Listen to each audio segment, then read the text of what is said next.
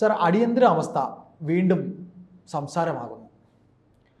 അപ്പോൾ അടിയന്തരാവസ്ഥ സംസാരമാകുമ്പോഴാണ് ഈ നിലമ്പൂർ ഇലക്ഷൻ്റെ റിസൾട്ട് വരുന്നതിന് അടുത്താണ് ഇത് ഉണ്ടാകുന്നത്. അടിയന്തരാവസ്ഥ 1900 അതെ, അടിയന്തരാവസ്ഥ 70-ലല്ലേ സർ? 75, 76, 77. അപ്പോൾ അതുമായി ബന്ധപ്പെട്ട വിവാദത്തിന് ശേഷം പുറത്തു വരുന്ന ചില സംസാരങ്ങളിലുള്ളത് ഇന്ത്യൻ ഭരണഘടനയെ ഭേദഗതി ചെയ്യാനായി RSS ഭരണഘടന ഉണ്ടായ കാലം മുതൽ ശ്രമിച്ചു എന്ന്. ഭരണഘടന ഭേദഗതിയിലൂടെ RSS വർഗീയത അടിച്ചേൽപ്പിക്കാൻ ശ്രമിക്കുന്നു എന്നുമാണ് പുറത്തു വരുന്ന സംസാരം. വർഗീയത മുഖമുദ്രയാക്കിയിരിക്കുന്നു RSS എന്നാണ് മറ്റു രാഷ്ട്രീയ പാർട്ടികൾ, പ്രത്യേകിച്ച് CPM ഭാഷ്യമുള്ള ചാനലുകൾ വരെ, മുഖ്യധാര ചാനലുകൾ, മാധ്യമങ്ങൾ വരെ. സർ, അതിനകത്ത് ഒളിഞ്ഞിരിക്കുന്ന ഒരു സത്യമുണ്ട്. അതിൽ കോടതിയുടെ നിരീക്ഷണം വന്ന സംഭവമൊക്കെയാണ്. സാധാരണക്കാരന് ഇത് എന്താണ് എന്നൊന്ന് മനസ്സിലാക്കി കൊടുക്കാം.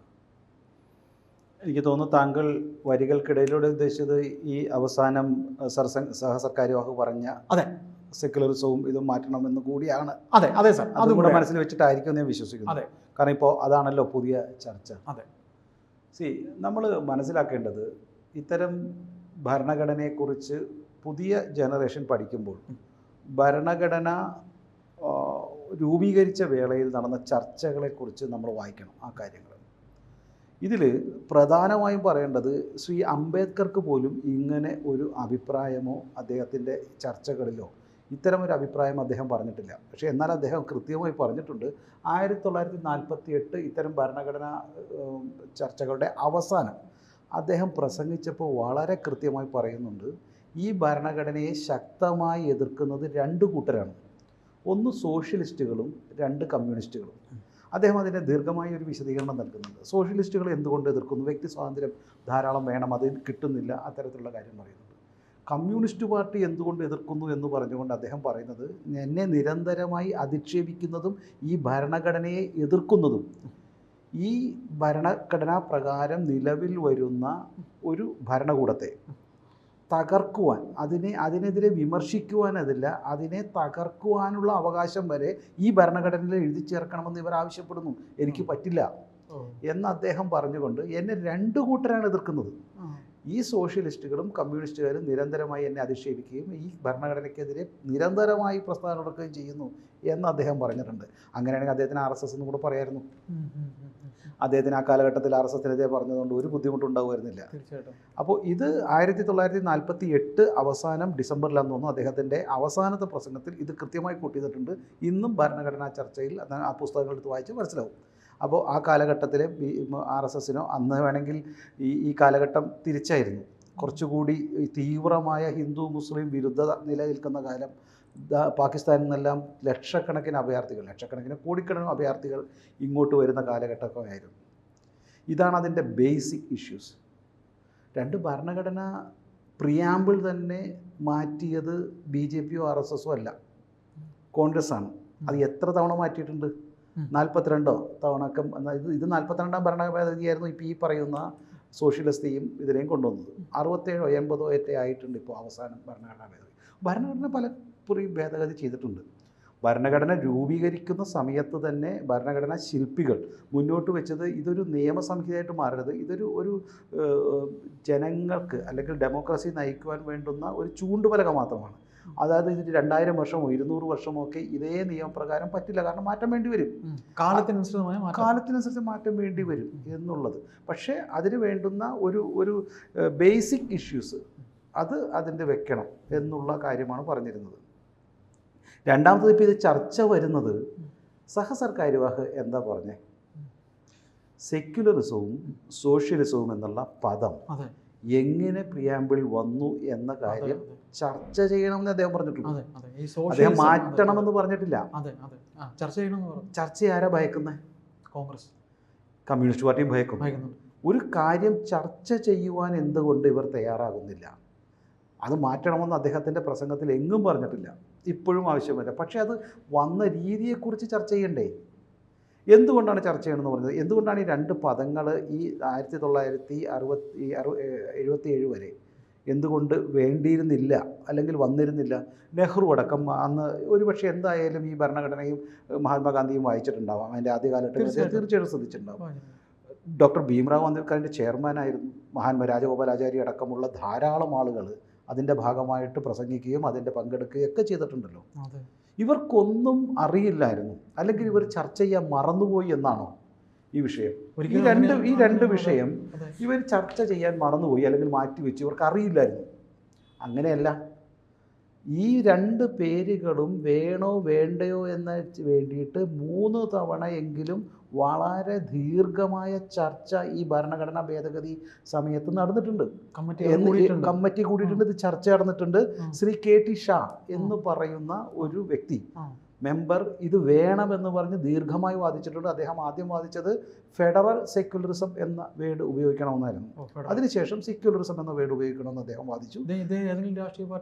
സോഷ്യലിസം അല്ല, ഫെഡറൽ സോഷ്യലിസം എന്നുള്ള വാക്ക് വേണം, അതുപോലെ തന്നെ സെക്യുലറിസം എന്ന വാക്ക് വേണമെന്ന് പറഞ്ഞുകൊണ്ട് 1948 നവംബറിലും പിന്നെ ഡിസംബർ 3-ാം തീയതി മറ്റൊരു ഡേറ്റും കൂടി ഉണ്ട്. ഇങ്ങനെ 3 പ്രാവശ്യം ഇത് ദീർഘമായി ചർച്ച ചെയ്തിട്ടുണ്ട്. അല്ല, ഈ പറഞ്ഞ വ്യക്തി ഏതെങ്കിലും രാഷ്ട്രീയ പാർട്ടിയുടെ ആണെന്ന് എനിക്ക് തോന്നുന്നില്ല. അദ്ദേഹം അവിടെ ഭരണഘടനാ വേദിയിൽ ഞാൻ സെർച്ച് ചെയ്തപ്പോൾ എനിക്ക് മനസ്സിലായിട്ടില്ല. പക്ഷേ ഒരു സോഷ്യലിസ്റ്റ് ചിന്താഗതിയാണ് അദ്ദേഹത്തിൻ്റെ പ്രസംഗം വായിക്കുമ്പോൾ മനസ്സിലാവുന്നത്. ഇദ്ദേഹം ഇത് നിരന്തരം ആവശ്യപ്പെടുകയും ചർച്ച ചെയ്യുകയും എല്ലാ കമ്മിറ്റിയിലെ പലരും 7-8 പേര് അഭിപ്രായം പറയുകയും ശ്രീ ബാബാ സാഹേബ് അംബേദ്കർ അതിന് വളരെ വ്യക്തമായി ഇത് നിഷേധിച്ചുകൊണ്ട് ഇത് എന്തുകൊണ്ട് പാടില്ല എന്ന് പറഞ്ഞ് ദീർഘമായി ഒരു നോട്ട് കൊടുക്കുന്നുണ്ട്. അപ്പോൾ ഇതൊന്നും അറിയാൻ പാടില്ലാഞ്ഞിട്ടല്ല, ചർച്ച ചെയ്യാഞ്ഞിട്ടല്ല, ഇത് വേണ്ട എന്ന് പറയുന്നുണ്ട്. കാരണം നമ്മുടെ രാഷ്ട്രത്തിൽ ഇതിന് ഒരു പ്രിയാമ്പിൾ പറയുന്നതെല്ലാം നമുക്ക് പരിചിതമല്ലാത്ത കാര്യങ്ങളാണ്. ഇതുവരെ ഒരു ഇന്ത്യ ഈസ് എ കൺട്രി, ഒരു രാജ്യമായിരുന്നില്ല, പക്ഷെ ഒറ്റ കൺട്രി ആവുന്ന ഇത്തരത്തിലുള്ള ഡെമോക്രസി, നമ്മൾ ഡെമോക്രസി ആയിരുന്നില്ല, രാജഭരണവും അല്ലെങ്കിൽ മുഗൾ ഭരണവും ഒക്കെ അത്തരം കാര്യങ്ങളാണ് പ്രിയാമ്പിൾ പറയുന്നത്. പക്ഷേ ഇത് രണ്ടും നമുക്ക് വളരെ വർഷങ്ങളായി നമ്മൾ അനുഭവിക്കുന്ന നമ്മളുടെ ചിരപുരാതനമായ നമ്മളുടെ DNA-യിലുള്ള നമ്മുടെ രക്തത്തിലുള്ള നമ്മുടെ പിതാമഹന്മാർ പൂർവികന്മാർ നടത്തിക്കൊണ്ടിരുന്ന കാര്യമാണ്. അതുകൊണ്ടത് പറയണമെന്നില്ല. ഇപ്പോൾ പറയാറുണ്ടല്ലോ, ലിഖിത നിയമങ്ങളെക്കാൾ ശക്തമാണ് അലിഖിത നിയമങ്ങൾ. ഇപ്പം മാതാവിനെ തല്ലരുത് എന്ന് പറഞ്ഞൊരു നിയമമില്ല. സ്ത്രീകളെ തല്ലിയാലും മാതാവിനെ തല്ലിയാലും കേസൊന്നാണ്. പക്ഷേ ഈ സമൂഹത്തിൽ അങ്ങനെയല്ലല്ലോ. തീർച്ചയായിട്ടും പല കൊലപാതകങ്ങളും നടക്കുന്നത് അമ്മയ്ക്ക് വിളിച്ചു എന്നുള്ളത് തുടക്കം. ഏത് പുരുഷനെയാലും സ്ത്രീയോ അമ്മ വേറെ എന്ത് പറഞ്ഞാലും സഹിക്കും. അമ്മയ്ക്ക് വിളിച്ചാൽ പ്രശ്നം രൂക്ഷമാവും. അപ്പം കത്തിയുണ്ടെങ്കിൽ കത്തിയെടുത്ത് കുത്തും, അല്ലെ അടി നടക്കും, ആരോഗ്യമുള്ളവൻ അടിക്കും. തീർച്ചയായിട്ടും. അപ്പോൾ എന്തുകൊണ്ടാണ് മാതാവിനെയും പിതാവിനെയും പറയരുത്? അതെങ്ങും നിയമത്തിലൊന്നും ഇല്ലല്ലോ. അങ്ങനെ പ്രത്യേകിച്ച് നിയമമൊന്നും എഴുതിയിട്ടില്ല. അലിഖിത നിയമമാണ്. മാതാപിതാ ഗുരു ദൈവം. ഇപ്പോൾ ഗുരുക്കന്മാർ വരുമ്പോൾ എഴുന്നേറ്റ് വെക്കണമെന്ന് നിർബന്ധമില്ല, പക്ഷേ ആത്മാഭിമാനമുള്ള സാധാരണ കുട്ടികൾ എഴുന്നേറ്റ് വെക്കും. തീർച്ചയായിട്ടും. എഴുതി സ്കൂളിൽ എഴുതി വെച്ചിട്ടില്ലോ. ഒന്ന് ആലോചിച്ച് നോക്കൂ, എല്ലാ സ്കൂളിലും കുട്ടികൾ ടീച്ചർമാർ വരുമ്പോൾ എഴുന്നേറ്റ് വെക്കണം എന്ന് എഴുതി വെച്ചാൽ എഴുതിക്കില്ല. എങ്കിൽ അവർ ചെറിയൊരു കുസൃതി കാണിക്കും. അപ്പോൾ ഇത്തരം അലിഖിത നിയമങ്ങളാണ് പ്രകൃതിയിൽ ഏത് കാലഘട്ടത്തിലും ലിഖിത നിയമങ്ങളെക്കാൾ ശക്തമായി നിലനിന്നതും. അല്ലാണ്ട് നിയമം നമ്മളെ കൊണ്ടുപോകുന്നത്. മറ്റു നിയമങ്ങൾ നമ്മൾ ഭരണഘടനയോ പോലീസുകാരനെയോ നിയമപാലകരെയോ ഭയന്നിട്ട് ചെയ്യുന്നതാണ്. പക്ഷേ അലിഖിത നിയമങ്ങൾ നമ്മുടെ ഹൃദയത്തിലുള്ളതാണ്, നമ്മുടെ മനസ്സിലുള്ളതാണ്, അത് നിത്യേന ചെയ്യുന്നതാണ്. ഇതാണ് അതിൻ്റെ പ്രധാനപ്പെട്ട ഒരു വ്യത്യാസം. അപ്പോൾ ഇത് ചർച്ച ചെയ്തിട്ടുള്ളതാണ്. ഈ ചർച്ച ചെയ്തിട്ട് ഇത് വേണ്ട എന്ന് വെച്ചിട്ടുള്ളതാണ്. അത് പ്രധാനപ്പെട്ട ആൾക്കാർ, ഇപ്പോൾ മഹാത്മാ അംബേദ്കർ, ഭീംറാവ് അംബേദ്കർ, അതേപോലെ തന്നെ രാജഗോപാലാചാരി, കൃഷ്ണസ്വാമി അയ്യർ, ഇതുപോലുള്ള പ്രശസ്തര ആളുകൾ ഇത് ചർച്ച ചെയ്തിട്ട് എന്തുകൊണ്ട് ഇത് വേണ്ട എന്നുകൂടി പറഞ്ഞിട്ടുണ്ട്. അപ്പോൾ ഇതിനെക്കുറിച്ച് യാതൊരു തർക്കവുമില്ല. ഇത് ഭരണഘടനയിൽ പ്രത്യേകിച്ച് ആ കാലഘട്ടത്തിൽ ഞാൻ ഒരിക്കലും സൂചിപ്പിച്ചു 47-കളിലായിരുന്നു ഇത് സെക്യുലറിസവും അല്ലെങ്കിൽ മതേതരത്വം ഏറ്റവും കൂടുതൽ വേണ്ടിയിരുന്നത്. നെഹ്റു ഒരു വാക്ക് പറഞ്ഞാൽ അതിൽ വരുമായിരുന്നില്ലേ? ശരിയാണ്. നെഹ്റുവിന് താല്പര്യമില്ലായിരുന്നു. നെഹ്റു മതചിന്താഗതിക്കാരനായിരുന്നു. നെഹ്റു RSSകാരനായിരുന്നു. എന്തുകൊണ്ട് അദ്ദേഹം പറഞ്ഞില്ല? ആ കാലഘട്ടത്തിലെ പ്രശസ്തരായ കൃഷ്ണമേനോടക്കമുള്ള പ്രശസ്തരായ ഒരുപാട് സ്വാതന്ത്ര്യ സമര സേനാനികൾ, അംബേദ്കർ അടക്കം, വല്ലഭായ് പട്ടേൽ അടക്കം, ഈ അംബേദ്കറൊക്കെ ഇവരിങ്ങനെ ഉയർത്തി പറയുമ്പോൾ ഒരു കാര്യം കൂടെ മനസ്സിലാക്കണം. അംബേദ്കറെ ഇത്ര മോശമായി ചിത്രീകരിക്കുകയും പ്രവർത്തിക്കുകയും ചെയ്തിട്ടുള്ള 2 പേര്, ഒന്ന് കോൺഗ്രസും 2 കമ്മ്യൂണിസ്റ്റ് പാർട്ടിയാണ്. അംബേദ്കർ ഒരിക്കലും ഇവരുടെ കൂടെ നിന്നും ജയിച്ചിട്ടല്ല വന്നത്. ബോംബെ നോർത്തിൽ അദ്ദേഹം മത്സരിച്ചപ്പോൾ ഒരു മനുഷ്യനെ ഏറ്റവും മോശമായി തേജോവധം ചെയ്യുന്ന ഏറ്റവും വലിയ കാര്യം അദ്ദേഹത്തിൻ്റെ സെക്രട്ടറിയെ കൊണ്ടുപോയിട്ട് കോൺഗ്രസ് അവിടെ അദ്ദേഹത്തിനെതിരെ സ്ഥാനാർത്ഥിയാക്കി. എന്നിട്ട് നെഹ്റു 4 തവണ വന്ന് പ്രസംഗിച്ചു, അതെ, തോൽവി ഉറപ്പാക്കി. അതെ, തൻ്റെ മണ്ഡലത്തിൽ പോലും നെഹ്റു പോയത് 1-2 പ്രാവശ്യം. അതെ, അതെ, 4 പ്രാവശ്യം ബോംബെ നോർത്തിൽ വന്ന് അംബേദ്കർക്കെതിരെ പ്രസംഗിച്ചത് ചരിത്രത്തിലുണ്ട്. അതെ, അതെ, നെഹ്റു പ്രസംഗിച്ചത്. അതെ, അതിനെതിരെ പ്രസംഗിച്ച മറ്റൊരാളും തിരഞ്ഞെടുപ്പിൽ മത്സരിച്ചതും CPM-ൻ്റെ അന്നത്തെ അഖിലേന്ത്യാ സെക്രട്ടറി ആളെ വ്യക്തിയായിരുന്നു. അദ്ദേഹം പറഞ്ഞത് ഒരു കാര്യം, നിങ്ങളെങ്ങാനും അബദ്ധവശാൽ അംബേദ്കർക്ക് വോട്ട് ചെയ്താൽ ആ ബാലറ്റ് പേപ്പർ എടുത്തിട്ട് ചുരുട്ടി വായിലേക്ക് ഇട്ടേക്കണം, അബദ്ധത്തിൽ പോലും ഇതിനിടരുതെന്ന്. അദ്ദേഹത്തിൻ്റെ ജോഷിയാണോ ആരോ സംശയമുണ്ട്, ഞാൻ ഈ വിഷയം അദ്ദേഹമാണോ മത്സരിച്ചിട്ട് അദ്ദേഹം ഈ പറയുന്ന അദ്ദേഹം മത്സരിച്ചിട്ട് എങ്ങാനും വോട്ട് ചെയ്താൽ നിങ്ങൾ ആ ബാലറ്റ് പേപ്പർ വായിലേക്ക് ഇട്ടേക്കണം, ആ പരിസരത്ത് പോലും ഇട്ടേക്കരുത് എന്ന് പറഞ്ഞു. CP ജോഷി ആയിരിക്കണം. CP ജോഷിയാണോ മറ്റേ ആംഗയാണോ എന്നൊക്കെ സംശയം. ഇതിലാരെങ്കിലും ആണ്. അന്ന് ഇദ്ദേഹത്തിൻ്റെ തിരഞ്ഞെടുപ്പ് കൺവീനർ BMSൻ്റെ സ്ഥാപകനും സംഘപ്രചാരകനുമായിരുന്ന ദത്തോപ്പൻ തേങ്കടിജിയാണ് ഈ അംബേദ്കറിൻ്റെ എന്താ പറയുക തിരഞ്ഞെടുപ്പ് കൺവീനർ. ഇതാണ് അംബേദ്കറും RSSുമായിട്ടുള്ള ബന്ധം. ഏതായാലും സാർ, നമ്മൾ വിഷയത്തിൻ്റെ ആ ഒരു ഗൗരവം മുന്നിൽ നിർത്തിക്കൊണ്ട് തന്നെ സാർ പറഞ്ഞ പോലെ എന്തുകൊണ്ട് നെഹ്റു ആദ്യം തന്നെ ഇത് പറഞ്ഞില്ല, അല്ലേ? സോഷ്യലിസം അംബേദ്കർ വേണ്ടെന്ന് പറഞ്ഞു. അതെ, നെഹ്റു എന്തുകൊണ്ട് പറഞ്ഞില്ല? മറ്റുള്ളവരാരും ഇതിനെക്കുറിച്ച് ഒന്നും പറഞ്ഞില്ല. ഇപ്പോൾ ഇത് ചർച്ചാ വിഷയമാകുമ്പോൾ കാലാകാലങ്ങളിൽ ഇതിന് ഒരു മാറ്റം വരുത്തേണ്ടതല്ലേ, അല്ലേ? ഭരണഘടന എന്നും ഒരുപോലെ ഇരിക്കണം.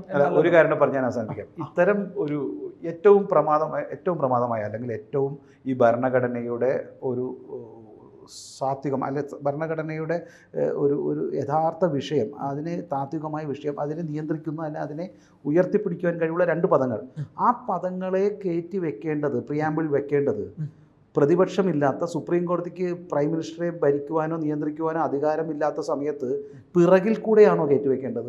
അങ്ങനെയാണെങ്കിൽ ഭരണഘടനാപരമായി ഇത് ചർച്ച ചെയ്യുവാൻ പാർലമെന്റ് വിളിച്ച് ചർച്ച ചെയ്ത് കയറ്റട്ടെ. തീർച്ചയായിട്ടും അത് അങ്ങനെ എന്നല്ലേ കയറ്റിരുന്നത്. അല്ലാണ്ട് കല്യാണം കഴിച്ചിട്ട് ഭാര്യയും കൊണ്ടുവരുന്നത് അടുക്കള പുറത്ത് കൂടെയാണോ? ഒരിക്കലില്ല. അത്ര നല്ലതാണെങ്കിൽ നേരത്തെ കൊണ്ടുവരുന്നത്. അതിന് ചർച്ച ചെയ്യണമെന്നേ പറഞ്ഞുള്ളൂ. എന്തുകൊണ്ട് ആ ചർച്ചകൾ പുനരുജ്ജീവനം, എന്തുകൊണ്ട് അത് വേണ്ടിയിരുന്നില്ല, അല്ലെങ്കിൽ എന്തുകൊണ്ട് ഇവർ തിരസ്കരിച്ചു? ചർച്ച ചെയ്യട്ടെ, പുതിയ ജനങ്ങൾ നിശ്ചയിക്കട്ടെ, ചർച്ച ചെയ്യട്ടെ, ജനങ്ങൾക്ക് മനസ്സിലാക്കട്ടെ എന്താണ് എങ്ങനെയാണ് ബാബാ സാഹിബ് അംബേദ്കർ അതിനെ വേണ്ട എന്ന് പറയാനുള്ള കാരണം നമ്മളുടെ ഇത് മതനിരപേക്ഷതയല്ല. അതെ, നമുക്ക് എല്ലാ മതങ്ങളിലുമുള്ള സർവ്വമത സ്വാതന്ത്ര്യം അത് നമ്മൾ എടുക്കണം, സർവ്വമതങ്ങളുടെയും നന്മ നമ്മൾ എടുക്കണം എന്നുള്ള കോൺസെപ്റ്റോടെയാണ് പറഞ്ഞത്. ഇതൊരു വെസ്റ്റേൺ സൊസൈറ്റിയുടെ പൂർണ്ണമായ അന്ധമായ അനുകരണത്തിൻ്റെ ഭാഗമായിട്ടാണ് അവർ ചിന്തിക്കുന്നത്. ഇതൊരു കമ്മ്യൂണിസ്റ്റ് രീതിയാണ്. അവർക്കൊരു ഭാരതീയമായ ചിന്താ പദ്ധതിയില്ല. വെസ്റ്റേൺ സോഷ്യലിസ്റ്റ് അല്ലെങ്കിൽ കമ്മ്യൂണിസ്റ്റ് രീതി അപ്പാടെ പകർത്തുവാനും ഭാരതീയമായ സർവ്വതിനെയും തകർക്കുവാനുള്ള ശ്രമത്തിൻ്റെ മറ്റൊരു ഭാഗം കൂടിയാണ് ഞാൻ വിശ്വസിക്കുന്നത്.